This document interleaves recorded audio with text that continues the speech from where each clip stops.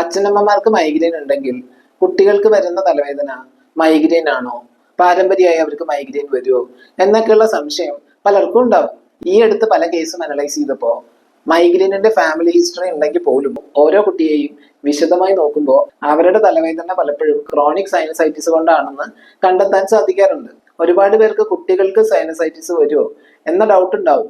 4 type sinus ആണ് ഉള്ളത്. ഇതിൽ മാക്സിലറി, എത്മോയിഡ് എന്നീ ഗ്രൂപ്പ് ജനിക്കുമ്പോൾ തന്നെ കുട്ടികളിൽ ഉണ്ടാവും. ബാക്കിയുള്ള ഫ്രണ്ടൽ, സ്ഫീനോയിഡ് സൈനസ് ആണ് പിന്നീട് ഡെവലപ്പ് ചെയ്യുക. അതുകൊണ്ട് തന്നെ കുട്ടികളിലും സൈനസൈറ്റിസ് ഉണ്ടാവാം. തലവേദനന്റെ കൂടെ വിട്ടുമാറാത്ത ജലദോഷം, മൂക്കടപ്പ്, മുഖത്ത് തൊടുമ്പോ വേദന വരിക എന്നിവയൊക്കെ പൊതുവെ സൈനസൈറ്റിസിൽ കാണുന്ന ലക്ഷണങ്ങളാണ്. ചില പാരന്റ്സ് അവർക്കോ ഫാമിലിയിലോ മൈഗ്രെയിൻ ഉള്ളത് കൊണ്ട് കുട്ടികൾക്ക് വരുന്ന തലവേദനയും മൈഗ്രെയിൻ ആണെന്ന് വിചാരിച്ച് ചികിത്സിക്കുന്നത് കാണാറുണ്ട്. ഇത്തരം കേസിൽ തലവേദനയുടെ ടാബ്ലറ്റോ പെയിൻ കില്ലറോ അല്ല, റിപ്പീറ്റഡ് ആയി വരുന്ന ഇൻഫെക്ഷൻ കൺട്രോൾ ചെയ്യുന്നതിനുള്ള ചികിത്സയാണ് അവർക്ക് ആവശ്യമെന്ന് മനസ്സിലാക്കുക. ഇതിന് പ്രോപ്പറായ ട്രീറ്റ്മെന്റ് എടുക്കാതിരുന്നാൽ അവർക്ക് റിപ്പീറ്റഡ് ആയി ഇൻഫെക്ഷൻ വരാം, ബ്രീതിങ് പ്രോബ്ലംസ് ഡെവലപ്പ് ചെയ്യാം. ഈവൻ ബാക്ടീരിയൽ ഇൻഫെക്ഷൻ ആണെങ്കിൽ മറ്റു ഭാഗത്തേക്ക് സ്പ്രെഡ് ചെയ്യാം, അവരുടെ ഫേസിന്റെ ഷേപ്പിൽ മാറ്റങ്ങൾ വരാം. ഇങ്ങനെ പല കോംപ്ലിക്കേഷൻസും ക്രിയേറ്റ് ചെയ്യാം. സോ റിക്കറന്റ് ആയി കുട്ടികൾ തലവേദന പറയുന്നുണ്ടെങ്കിൽ, ഈവൻ ഫാമിലിയിൽ മൈഗ്രെയിനിന്റെ ഹിസ്റ്ററി ഉണ്ടെങ്കിൽ പോലും അത് കറക്റ്റായി ഡയഗ്നോസ് ചെയ്ത്